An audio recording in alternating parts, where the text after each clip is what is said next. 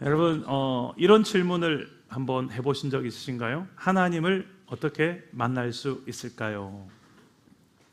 지난 성경 읽어진에 우리 교회 수요일마다 있는 성경 공부 시간에 나온 질문입니다. 하나님을 만난다는 게 목사님 뭐예요? 라는 질문입니다. 어떻게 만날 수 있어요? 예수님을 만난다는 게 어떻게 만날 수 있는 겁니까? 그래, 우리가 만날 수 있는데 어떻게 만날 수 있을까요? 이 질문이에요. 지금으로부터 예수님은 2020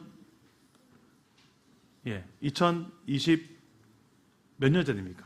오늘 2025년, 지금 제가 연도를 2025년도 전에 이 땅에 오신 BC와 AD를 가두고 그분이 오셨던 그분이 성경에 기록되어 있는데, 우리가 예수님을 믿는다, 예수님을 만난다, 이런 표현을 이 시대에 어떻게 할 수 있냐는 거죠. 성경에 보니까 예수님은 이런 말씀을 하셨어요. 하나님은 영이시다. 하나님은 영이신데, 그 영이신 하나님, 눈에 보이지 않는 영이신데, 너희가 그 하나님을 만나는 예배를 드리려면 너희도 영이 있다. 그 영으로 하나님을, 영이신 하나님을 만날 수 있다. 그런데 그 영을 어떻게 만나는가? 진리되는 예수 그리스도를 믿음으로 만날 수 있다. 예수님께서 이런 말씀하셨어요. 하나님 영이시니 예배하는 자가 영과 진리로 예배할지니라. 요한복음 4장 24절에 이렇게 말씀하셨죠. 그래서 좀 구체적으로 어떻게 만나는 거예요? 영과 영이 어떻게 만나요? 이런 게 참 어렵습니다. 우리는 보이는 데 익숙하기 때문에 보이지 않는 영적인 이야기들을 하면 참 어렵죠. 혹시 제가 한번 오늘 사랑 담은 교회에 오신 모든 예배자, 우리 하몽, 꿈미, 마드론나, 드리머, 우리 모든 다음 세대들 포함해서 한번 질문하고 싶습니다. 여러분, 예수님을 나는 만났다.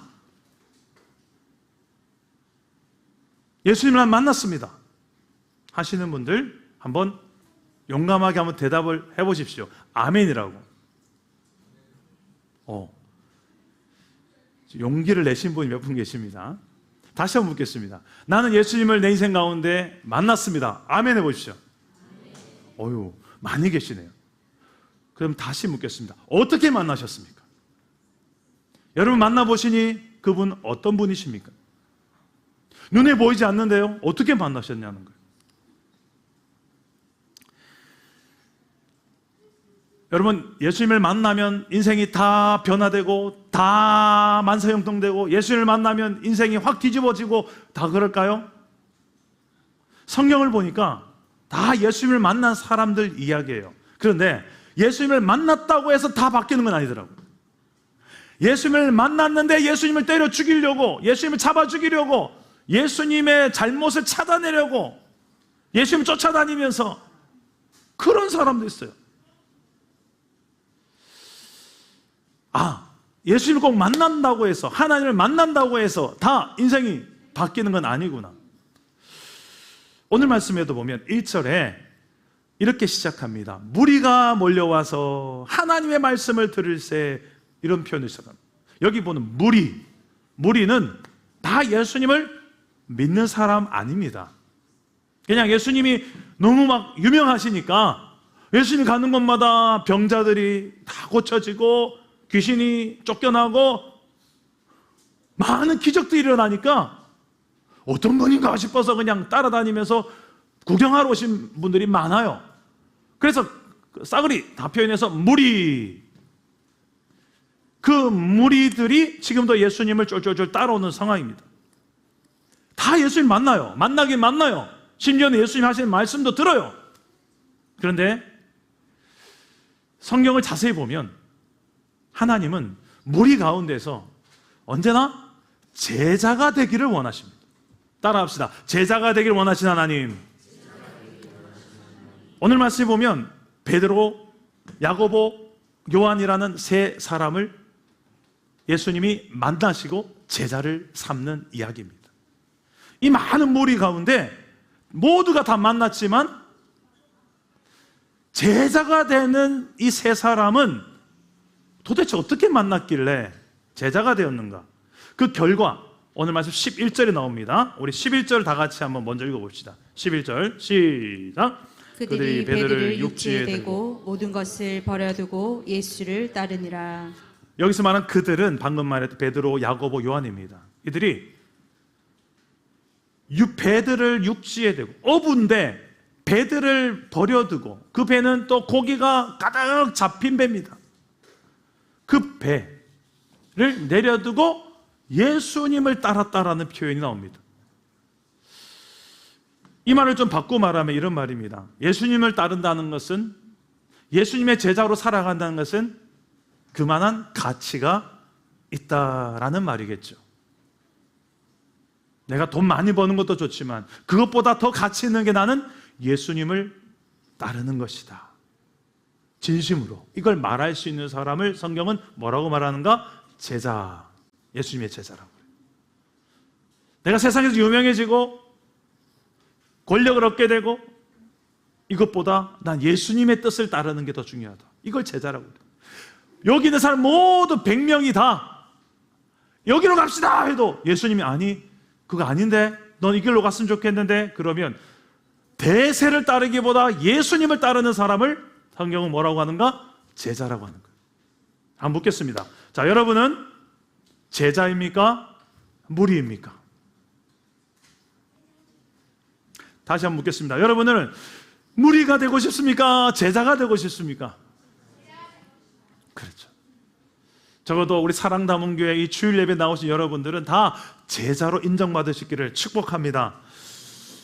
그러면 이 제자가 된 세 사람이 예수님을 도대체 어떻게 만났길래, 아니 좀 더 정확하게 말하면 예수님은 이 제자들을 어떻게 만나 주셨길래 이 세 명이 예수님을 따르는 제자가 될 수 있었을까? 오늘 말씀 속에서 이 세 명이 제자가 된 사람들이 예수님을 어떻게 만났는지 그 부분을 좀 살펴보면서 은혜를 나누려고 합니다. 첫째로 실패한 가운데서 만났어요. 이 세 명의 어부는 지금 직업이 어부인데 실패한 가운데서 내 인생에 찾아오신 예수님을 만났어요. 따라합시다. 실패한 내 인생에 찾아오시는 예수님. 우리가 좀 잘 나가고 성공했을 때 찾아오시는 게 아니라, 이상해요. 대부분 예수님 만난 사람들 이야기를 들어보면 내 인생의 밑바닥을 길 때, 실패했을 때, 넘어졌을 때, 사람들한테 배신당했을 때, 사업 쫄딱 망했을 때, 질병으로 인해서 고통당할 때, 내 힘으로 안 될 때, 주님하고 이렇게 특파를 하는데 그때 만난 이야기들을 참 많이 하세요. 꼭 문제가 있어야만 주님 만납니까? 그런 건 아닙니다. 그런데 우리는 문제가 없으면 주님을 아예 찾지를 않겠죠. 실패라는 것을 때론 할 때가 있지만 그 실패를 통해서 주님은 오히려 우리를 찾아오세요. 평소에는 주님을 바라보지도 않았는데, 주님께 관심도 없었는데, 인간의 방법, 내 방법, 돈, 힘으로 안 되니까 그제서야 조금 하나님께 관심이라는 걸 가지기 시작하더라고요. 여러분, 추석 연휴 때 내 뜻대로 잘 되던가요? 우리 가정이 이렇게 됐으면 좋겠다 해서 생각해서 갔는데 여러분 가족들이 다 그렇게 다 하던가요? 아니면 속상한 일이 매번 있고 산 하나 넘어가면 또 하나 산이 있고 그렇던가요? 저는 그렇더라고요. 야, 이 문제만 해결되면 우리 가정에 문제가 없을 줄 알았는데 또 하나 문제가 보이고 또 하나 문제, 산 넘어 산이구나. 가정이라는 게 그런 것 같아요. 끝이 없어요. 지금 방금 말했던 제자된 세 명은 지금 물고기를 잡는 어부인데 밤새도록 물고기를 잡았으나 실패했던 사람입니다. 그 실패했던 현실에 예수님이 찾아오셨어요. 여러분, 사업이 잘 안 돌아가는데 여러분 사업장에 목사, 제가 한번 전화해서 그 사업장에 제가 찾아간다고 생각해 보십시오. 장로님, 그러면 기분이 별로 유쾌하지 않겠죠? 만약에 사업장이 엄청 잘 돌아갈 때 목사님이 어디 일터 신방 한번 갑시다 해서 찾아가면 오시죠.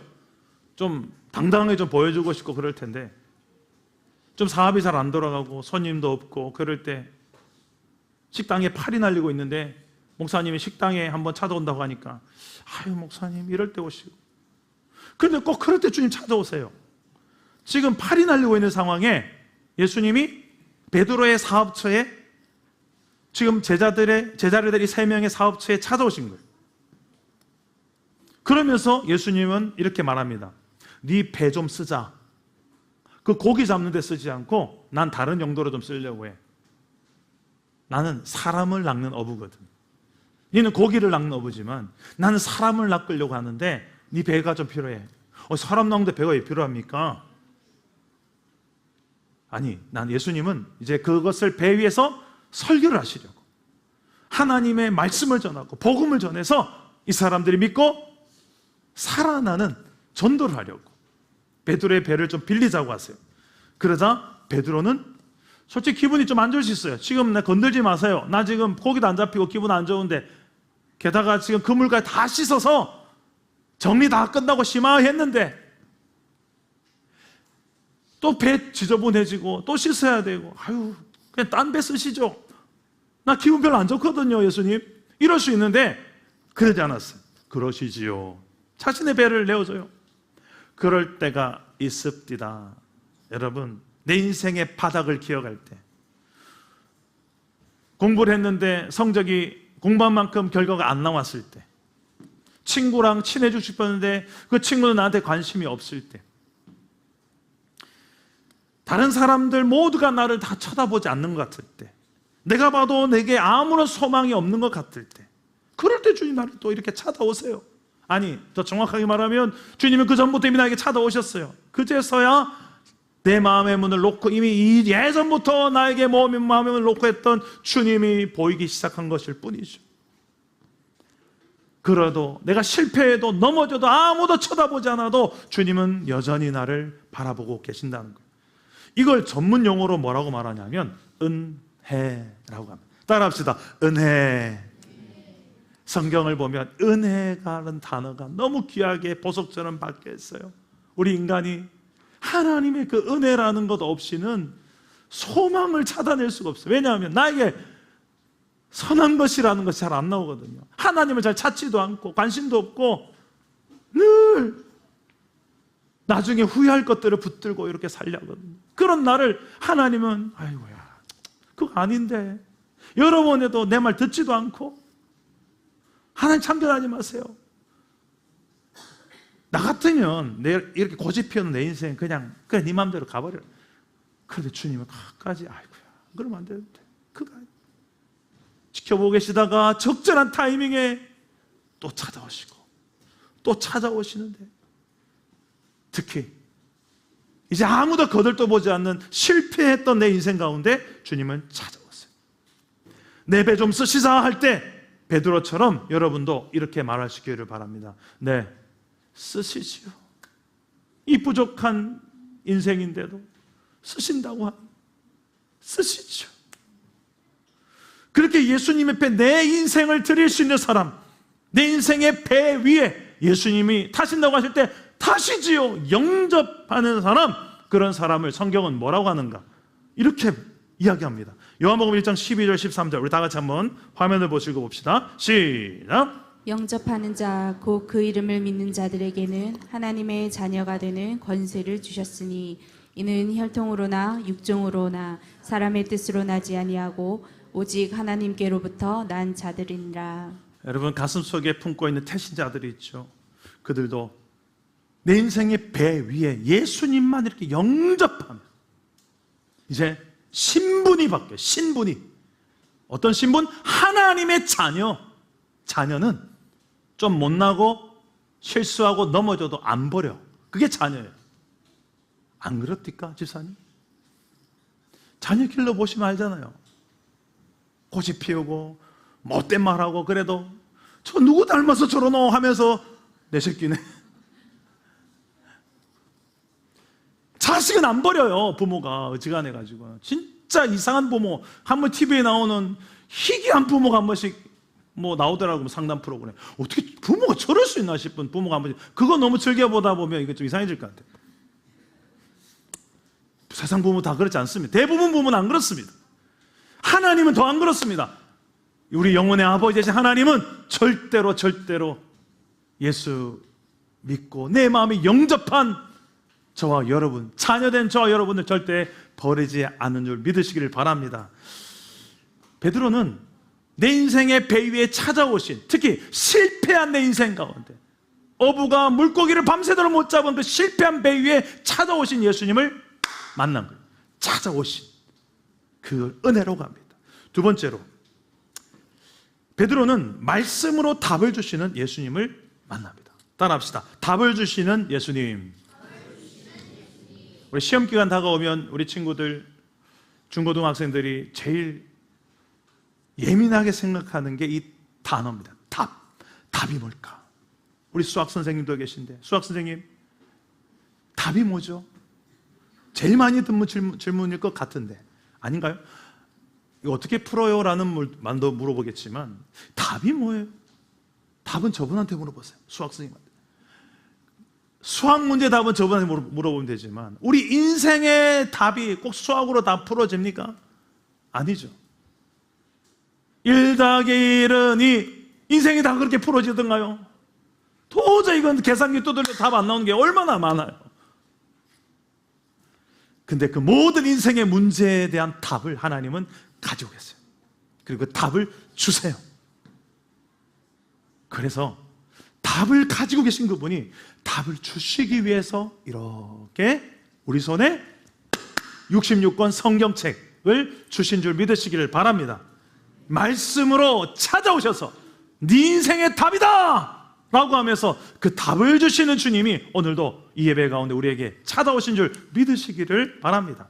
우리 4절 말씀 어떻게 답을 주시는지 한번 읽어봅시다. 시작. 말씀을 마치시고 시몬에게 이르시되 깊은 데로 가서 그물을 내려 고기를 잡으라. 말씀을 마치시고 많은 무리 앞에 설교하는 걸 마치시고 베드로 배에 타서 마치시고 이제는 베드로에게만 해당되는 답을 주세요. 모든 무리에게 해당되는 답은 이미 설교에서 끝냈고 개인적으로 불러서, 여러분 그럴 때가 있어요. 저도 설교 끝내놓고 집사님, 조문수 집사님 잠깐 보십시다. 그럴 때가 있더라고요. 개인적으로 나눠야 될 때가 있어요. 신방 갈 때도 있고. 예수님은 그런 거예요. 개인적인 답이 필요한 인생이니까 답을 주시기 위해서. 어떤 답을 주십니까? 지금 베드로가 말도 안 했어요. 고기를 못 잡았다는 말도 안 했는데 예수님 이미 베드로가 무엇 때문에 고민하고 있고 힘들어한지 알고 계셨어요. 그래서 말하지도 않았는데, 묻지도 않았는데 답을 말씀해 주세요. 깊은 데로 가서 그물을 던져라. 그래서 고기 잡아라. 베드로는 지금 이 명령에 참 순종하기 쉽지 않은 상황입니다. 왜 쉽지 않은가? 한 3가지 이유로 순종하기 힘듭니다. 첫째, 5절에 보면 밤새도록 잡았어요. 얼마나 수고했는데, 내 공로가 이렇게 됐는데, 그런데 예수님이 깊은 데 가서 밤새도록 했는데 안 잡혔는데 그거 뭐야 그러면? 내가 지금 헛짓한 거야? 내 수고와 공로가 아무것도 아닌 게 돼버리게 만들어요. 여러분 이런 거 별로 기분 안 좋아하지 않습니까? 우리는 내가 얼마나 고생했는데 그걸 아무것도 아닌 것처럼 여겨버리게 만드는 상황. 근데 주님은 그렇게 순종을 요구하실 때가 있어요. 이거 못 견디는 성도들 꽤 많습니다. 베드로는 그런 상황이에요. 두 번째, 왜 순종하기 힘든 상황인가? 2절에 보면 그물 다 씻었습니다. 정리 끝난 상황입니다. 낚시 끝났습니다. 근데 다시 장비 챙겨라. 이 얼마나 번거로운 일이에요. 세 번째, 왜 순종하기 힘든가? 그는 고기잡이 전문가, 어부입니다. 근데 지금 목수 출신 예수님, 늘 나무로 의자 만들고 책상 만드는 아버지가 목수의 아들로 자란 예수님, 그 목수의 아들이 지금 나한테 훈수를 두는데 밤새도록 해도 안 잡힌 어부 전문가가 지금 목수의 아들의 이야기를 듣고 이 자존심이 용납 안 하는 거예요. 자존심이. 내 스펙, 자존심.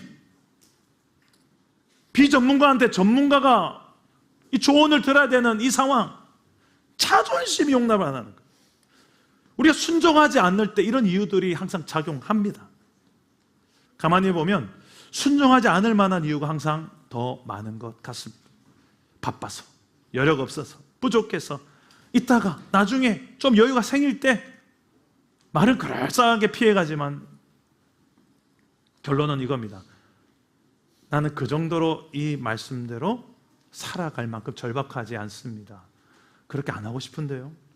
그만큼 당신을 난 믿지 못합니다. 이거예요.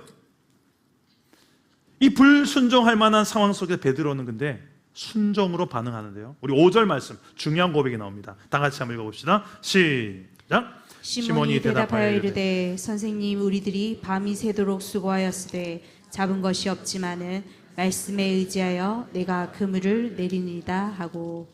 여기서 선생님이라고 고백하자. 예수님을 향해 선생님, 아직 이분을 메시아로 하나님의 아들로 인정하기 전입니다. 베드로는.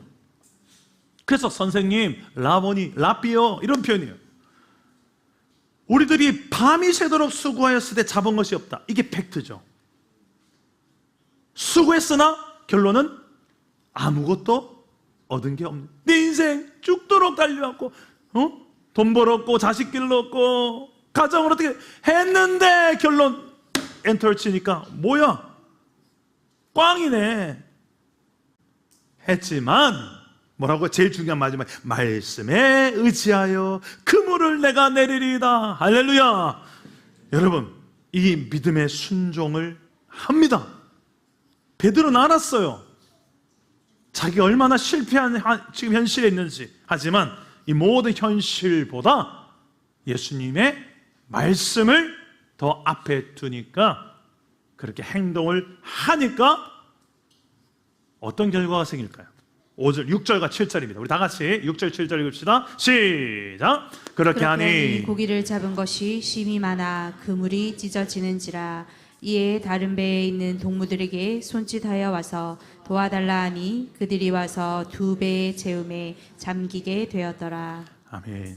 말씀에 의지하여, 여러분, 말씀에 의지하여 순종한 결과가 무엇입니까? 밤새도록 해서 못 잡았던 내 결론이 한 방에 그냥 두 배를 가득 채우는, 몇 달 동안 잡아도 이만큼 못 잡을 것 같은 양의 고기를 잡은 거예요. 여러분, 우리가 말씀으로 내 인생의 답을 가지고 찾아오시는 그 주님을 경험할 때 우리가 반응해야 될 것은 오직 순종인 줄 믿으시기를 바랍니다. 순종하는 자들은 이런 결과를 경험해요. 하나님이 아니라면 일어날 수 없는 일들이 내 인생 가운데도 얼마나 많이 일어날지 몰라요. 그래서 우리는 오늘도 하나님의 말씀을 읽고 붙드는 것입니다. 저는 우리 자주 하는 이야기지만 우리 셀 모임 때 이런 이야기가 많이 나왔으면 좋겠어요.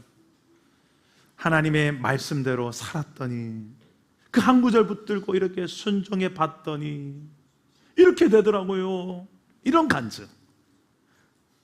그냥 병 나았습니다. 뭐 이런 간증, 그거 너무 우리 많이 했었잖아요, 예전에. 그런 간증도 필요하지만 전 제일 가치 있는 간증이 이거라고 생각해요. 하나님 말씀대로 그 한 절 붙들고 순종했더니 이렇게 바뀌더라고요. Before, After가 다르더라고요. 이전엔 내가 이랬는데 말씀을 붙들고 순종했더니 After, 이렇게 달라지더라고요. 일주일 동안 여러분 이런 Before와 After가 달라진 간증이 있습니까? 한 가지라도. 오늘 제가 찬양팀이 찬양을 하는데 그 찬양에서 우리 모두가 공감하는 표정을 봤어요. 여기 앞에서 앉아있으면 다 보이거든요. 여러분 표정이. 어느 부분에 여러분이 다 공감하는 느낌이었냐면 이 단어였어요. 주여 우린 연약합니다. 여기가 포인트예요. 우린 오늘을 힘겨워합니다. 이러는데 그 순간 여러분 표정 쫙 보는데 맞아. 우린 오늘을 힘겨워합니다. 그냥 하루가 힘겨워. 그냥 하품 나오지. 그래, 나도 그래. 힘들고 지치고 피곤해. 그냥 자고 싶고 오늘 아침에도 겨우 이 몸 끄지고 와가지고 예배당 와가지고 이러고 있는데 얼마나 힘들어. 추석 일주일 지나고 힘든 몸 입고 여기까지 왔는데 또 이제 일상이 돌아왔어요. 요한나 이사님 청도까지도 가셨죠. 아이고 우리 내일 우리 처가 때 우리 저희들 모임이 있었는데 청도에 군불로에 한번 갔었거든요. 갔는데 지사님 학교를 지나가는데 생각이 이까지 매일 아이고야 그러면서 갔다는 거 아닙니까? 그 일상이 다시 돌아온 거예요. 할렐루야. 할렐루야. 이런 일터가 있는 거예요. 요한나 지사님 그렇습니까? 여러분 다 일터가 얼마나 빡십니까? 그죠? 최천영 권사님. 여러분 어떻게 사시는지 제가 잘 알아요. 얼마나 열심히 애쓰며 사는데. 그런 힘겹게 사는 우리 인생 가운데 수많은 문제가 있는데 거기에 대한 하나님의 이유를 좀 알면 어떨까요? 하나님의 답. 네가 거기에 있어야 되는 이유가 있어. 네가 멀지만 거기까지 가야 되는 이유가 있어. 아직 다 변화되지 않지만 오늘을 버텨내는 이유가 있어. 나는 살아있어. 난 여전히 너와 함께 너와 통해서 일하고 있어. 뭘 하고 있어요 하나님? 거기에 대한 궁금하지 않아요? 내 인생에 대한, 내 가정에 대한, 내 자녀에 대한 물어야죠. 그리고 답을 들어야죠. 여기에 답이 있는 줄 믿으시길 바랍니다. 오늘도 주님은 이 답을 가지고 우리에게 찾아오세요. 실패할 때, 내 아무런 세상에 답을 못 찾았을 때, 친구도 답을 못 주고 때로는 부모도 답을 못 줄 때 하나님은 답을 주십니다. 그 답을 가지고 찾아오시는 주님을 만날 수 있기를 축복합니다. 마지막으로 베드로는 자신을 제자로 삼으시는 예수님을 경험합니다. 만납니다. 따라합시다. 제자 삼으시는 예수님. 무리들 가운데 다 예수님 만났지만 모두가 다 제자가 되는 건 아니었어요. 그 과정에 반드시 지나가야 되는 길이 있어요. 제자가 되려면. 그게 무엇인가? 8절입니다. 다 같이 읽읍시다. 8절. 시작. 시몬 베드로가 이를 보고 예수의 무릎 아래에 엎드려 이르되 주여 나를 떠나소서 나는 죄인이로소이다 하니. 베드로는 이 기적 같은 일을 보고 엎드려 말하는 첫 고백이 이거예요. 뜬금없습니다. 주여 나를 떠나세요. 난 죄인입니다. 요즘 아이들 이런 상황을 이렇게 표현합니다. 갑자기? 우리 애들이 뭔가 제가 뜬금없이 뭐 좀 하자, 얘들아 우리 갈래? 그럼 갑자기? 이래요. 요즘 유행어인가 봐요. 지금 아마 예수님도 애들의 유행을 알았더라면 분명히 이렇게 말할 것 같아요. 갑자기? 갑자기? 근데 갑자기가 아니에요. 하나님을 만난 성경의 모든 사람들의 일반적인 반응이에요. 예수님을 처음에 부를 때는 선생님이라고 불렀잖아요. 앞에 그냥 말씀 잘 가르치는 선생님 정도란 봤는데 그게 아니구나.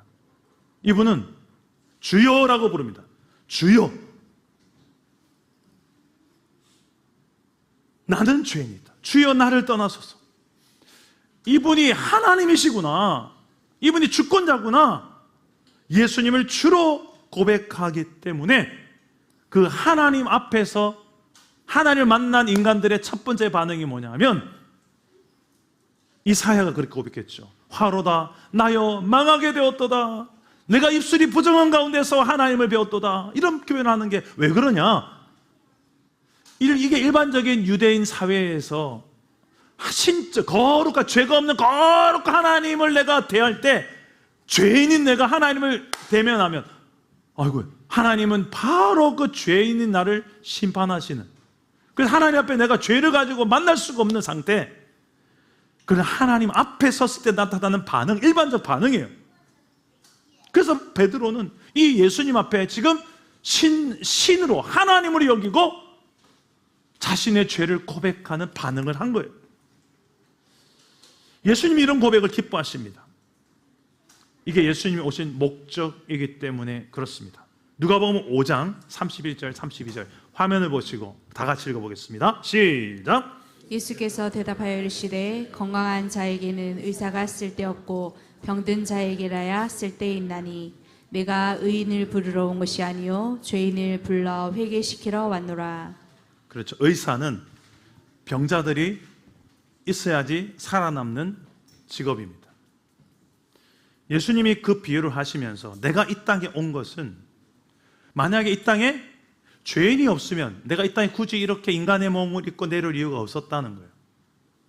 죄인을 구원할, 죄라는 바이러스에 감염된 모든 인류가 있기 때문에 내가 내려왔다는 거예요. 그 죄인을 불러서 혼내려고 온 게 아니라 어떻게 해요? 회개하게 하고 구원하게 하시려고 오셨다는 거예요. 예수님은 실제로 십자가에서 우리의 모든 죄와 허물들을 대신해서 형벌을 당하셨습니다. 죽어주셨어요. 이 사실을 믿는 자마다 누구든지 죄 사함을 받고 하나님의 자녀가 되고 이 죄의 용서를 받기 때문에. 사도행전 2장 38절에 베드로는 이렇게 설교했습니다. 다 같이 한번 읽어봅시다. 시작. 베드로가 이르되 너희가 회개하여 각각 예수 그리스도의 이름으로 세례를 받고 죄사함을 받으라. 그리하면 성령의 선물을 받으리니. 예수님의 제자가 되려면 가장 중요한 첫 번째 관문이 내가 죄인입니다. 이 고백이 첫 단추예요. 내가 죄인입니다. 이 죄 사함이 우리에겐 필요한 존재구나. 이걸 인식하는 게 제일 중요해요. 첫 번째. 이 관문을 통과한 사람들이 이제 내가 은혜를 입었구나. 죄 용서를 받았구나. 예수님이 내 대신 죄 형벌을 받으셨구나. 이게 인정되는 사람들이 이제 제자의 길을 첫걸음을 걷는 거예요. 여러분들은 그 첫걸음을 걷기 시작하셨습니까? 예수님은 이렇게 자신의 죄를 인정하고 회개한 베드로를 이제 죄를 사해 주실 뿐만 아니라 제자로 삼으십니다. 우리 10절 다 같이 읽어봅시다. 어떤 말로 제자를 삼는지. 10절입니다. 시작. 예수께서 시몬에게 이르시되 무서워하지 말라. 이제 후로는 내가 사람을 취하리라 하시니. 사람을 낚는 어부라는 표현이 다른 복음서에 나옵니다. 네가 사람 낚는 어부가 될 것이다. 지금까지는 물고기를 낚는 어부였지만 이제는 어종이 바뀌었다. 칼치나 이런 거 잡으러 가지 말고 사람 잡으러 가자. 인신매매를 말한 게 아니라 물고기는 세상의 가치를 의미합니다. 세상의 가치를 얻기 위해서 조금이라도 많이 빨리 모으기 위해서 수단과 방법을 가지 않고 사는 게 세상이에요. 그런데 그게 아니라 베드로야, 이제는 하나님 나라의 가치를 위해서 한번 살아보지 않을래? 하나님 나라의 가치는 사람이다, 영혼이다. 진짜 바른 정치인들은요, 예수 잘 믿는 바른 정치인들은, 성경적인 바른 정치인들은 가치관이 다를 거예요. 국민 하는데 진짜 저 사람이 자기 이득을 위해서 국민 하는 건지, 진짜 사람을 소중하게 여기는 정치인인지, 그 정도는 분별할 수 있어야 되지 않겠어요, 우리가? 예? 이 시대를 사는데. 그 좌우를 떠나서 오른쪽에도 이상한 사람 많고 왼쪽에도 이상한 사람 많아요. 오른쪽에 좋은 사람 많고 왼쪽에도 좋은 사람 많아요. 너무 그렇게 갈라치게 하지 말고 분별합시다. 하나님 나라의 가치에 눈을 뜨면 다 구원받아야 될 죄인들이구나. 그리고 이제 어떻게 하면 저 한 영혼을 내가 낚을 수 있을까? 복음으로 예수 믿게 할 수 있을까? 우리가 다 죄 때문에 죽어야 될, 심판받아야 될 사람인데 예수님이 저 인생 가운데도, 저 인생의 배 위에도 올라만 타신다면, 저 사람이 영접만 한다면 저 인생이 어떻게 될까?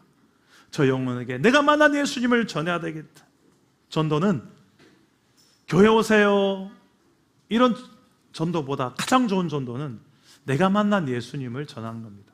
더 좋은 전도는 내가 예수님을 만나고 난 다음에 내 삶이 이렇게 바뀌었습니다. 예전에는 before 이랬는데 after 이렇게 바뀌었습니다.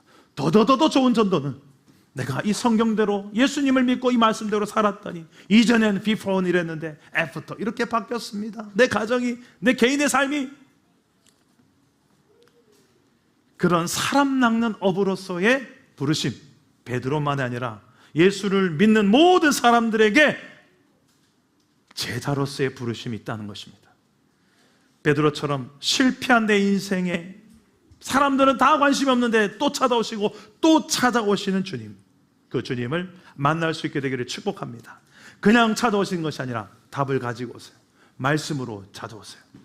답을 주기 원하세요. 그리고 죄인인 나를 죄를 사해 주시고 용서해 주실 뿐만 아니라 이제 내 제자하자. 세상의 가치를 더 얻기 위해 사는 그 정도 인생이 아니라 하늘나라의 가치를 위해 살아보자. 여러분 모두 다 신학교 가고 선교사 가라는 뜻 아닙니다.